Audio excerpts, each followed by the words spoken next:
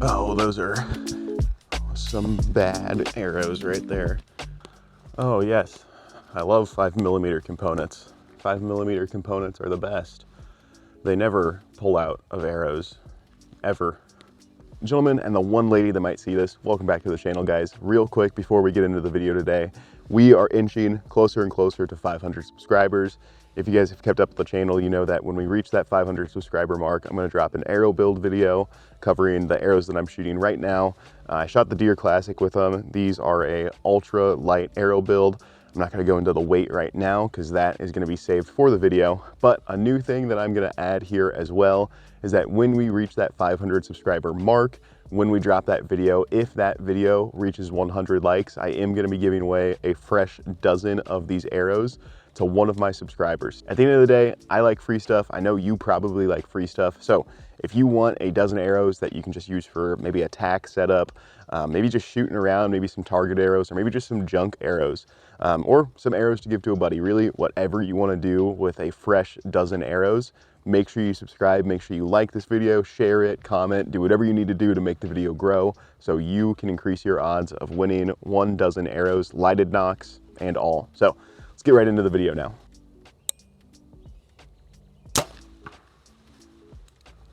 So we are a week out from the Iowa Deer Classic, or I should say a week past the Iowa Deer Classic. Once again, one of the most fun weekends of the year. I look forward to it all of the time. As soon as I'm done with it, I am counting down the next 363 days before the Iowa Deer Classic starts again. Now, when you are at a competitive shoot, or a casual shoot, or your local league, or even scrolling through Instagram or YouTube and just seeing people shoot archery online or in person, you will very quickly notice some things that are a little out of whack. Obviously, archery has grown an insane amount in the past couple of years. There's a lot of new shooters and there's a ton of information out there online. Now, where that goes wrong is that a lot of these new shooters, or a lot of just people who have been shooting for a long time, aren't necessarily taking advantage of all of this information that is readily available right now. You know, whether people are stuck in their ways or whether people just kind of got started too fast and maybe didn't learn the correct way. There's a lot of mistakes out there. So today I'm going over 3 tips that will make you better at archery if you are not doing them. And whether that just be addressing a couple mistakes that I see or going over some tips that could make you better that I see people not doing. So we're gonna get right into it here, starting off with number 1.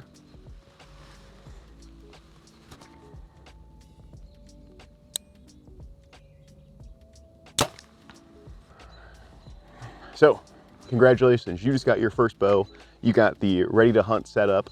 You have a sight, a stabilizer, a quiver, a rest. You have everything that you need. But you just saw an Instagram reel talking about this new sight that came out, so you have to have it. You also just saw these new stabilizers that came out, so you're gonna pick that up a week later. And of course, you need an integrated rest, so you're gonna pick one of those up as well. And while you're at it, your arrows are 500 grains. So you have to make those 600 grains, or depending on who you follow, you have to make them 400 grains. So tip number 1 is really addressing the mistake of getting caught up in the fast-paced changing of all of these kind of, not necessarily trends in archery, but all of these new products, and really getting hooked on the fact of like, oh my gosh, I need to have all this new stuff because this is what this guy is shooting, or this is what John Dudley just came out with, or Chris B has this on his bow and he made a video about this sight.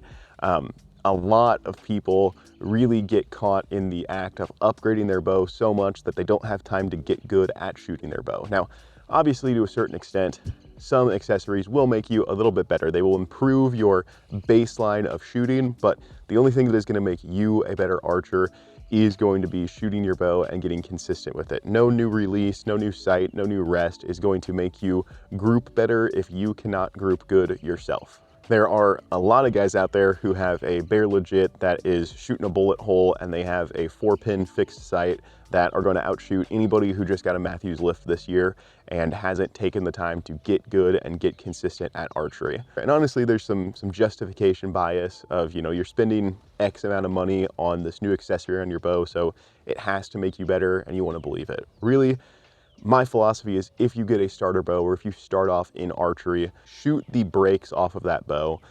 You will not outshoot a starter bow if it is set up well to you. If you have a quality entry-level bow, you are not going to outshoot that. Once you are really settled into archery and once you have a need to upgrade, if you even feel like you have to, then get into the flagship side of things, get into the new sights, the new equipment, anything like that. So that's tip number one. Don't get caught up in all of the tinkering, all of the change, just the fads of the archery community.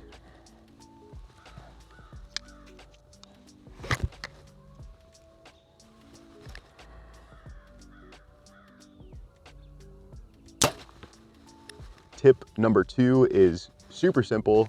Shoot with both eyes open. That is something that I see that is a super big pet peeve of mine. When I see people who shoot with one eye or squinting their one eye, anything like that, it is flat out. There's a lot of things in archery that you can do a lot of different ways, but that is one thing that I am very, very adamant. There is a right way to do it, and it is shooting with both eyes open. Now, some people might say, you know, I'm shooting with my non-dominant eye, so I can't keep both eyes open because then my dominant eye takes over.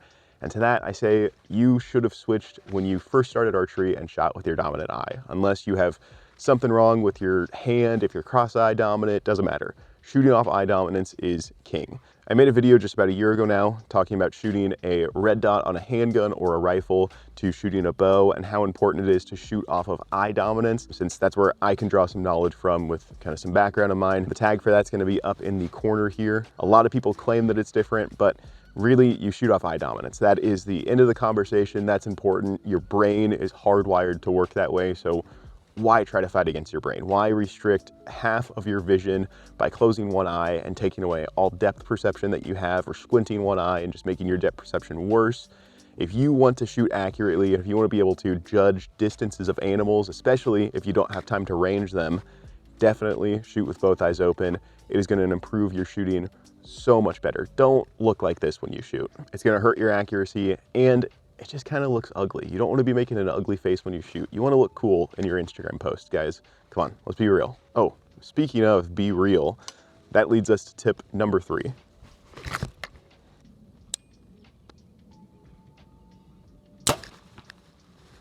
Whew. This one might definitely ruffle some feathers. So the thing that made me think about this is that there's a YouTube short going around right now of some guy, I don't know who he is, talking about, you know, I'm drawing my bow this way because Chris B draws his bow and I try to imitate him. And I don't know if you guys have seen it, but if you have, you know what I'm talking about. And right when I saw that video, this popped into my head. Obviously, imitation is the best form of flattery, but it is not the best form of improvement if you're trying to improve. And there are obviously a lot of creators in this space. There are a lot of shooters in this space, and there's a ton of good knowledge, whether it's somebody who shoots PSE with green strings or somebody who shoots Matthews with yellow strings.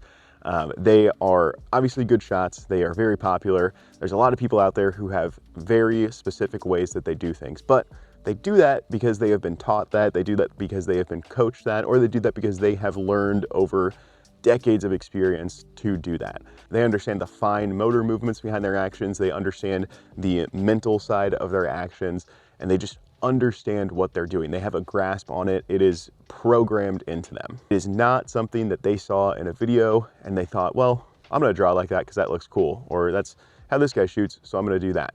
It bugs me quite a bit. My comparison of that is, you know, let's say that you are a 5'10" white running back and you just love Christian McCaffrey and you want to run like him. You want him to be the running back that you model your game after, so you just watch highlight reels of him to try to emulate his game, and your expectations are that you are going to play like Christian McCaffrey in that case. That is just not reality, because behind those highlight reels there is training, there is conditioning, there's things that go into being able to accomplish the movements that people see day to day that don't get shown behind the curtains. And same goes for archery. There's a lot of training, a lot of practicing, a lot of form techniques that go into creating the final product, that if you just try to emulate that final product, it is going to hurt you in the long run more than learning something properly is going to help you. Now, I'm not saying by any means that shooting like them is wrong, or wanting to get to that level or wanting to emulate that is wrong. What I'm saying is go about it from the proper ways. Don't just think because you shoot like them or because you try to emulate what they look like that you are going to shoot as good as them. I'll go ahead and say the joke. If you are shooting a Matthews lift, shooting a ultra view button, wearing Sitka khakis and wearing a flat brim B-reel hat, guess what? Nobody thinks that you're Chris B. It kind of ties back to tip number one, where if you want to get to that level, you need to put in the work.